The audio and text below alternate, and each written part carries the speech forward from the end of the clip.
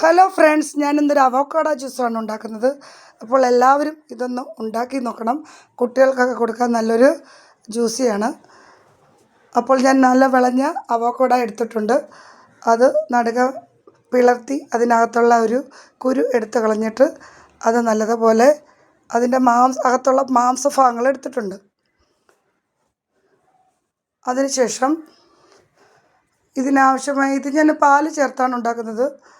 അത് വെള്ളം ഉപയോഗിച്ചും എടുക്കുന്നവരുണ്ട്.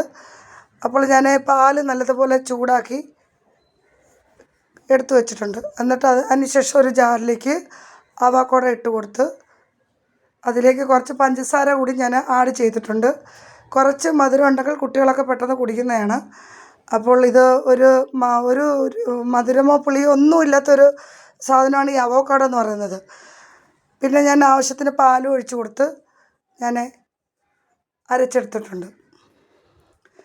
ഈ ഒരു രീതിയിലാണ് അരച്ചെടുക്കുന്നത്. അതിനുശേഷം ഒരു പാത്രത്തിലേക്ക് എടുത്തിട്ടുണ്ട്. അപ്പോൾ ഞാനിതിൽ പഞ്ചസാരയും പാലും മാത്രമേ ആഡ് ചെയ്തിട്ടുള്ളൂ. വെള്ളം ഒരു തുള്ളി ആഡ് ചെയ്തിട്ടില്ല.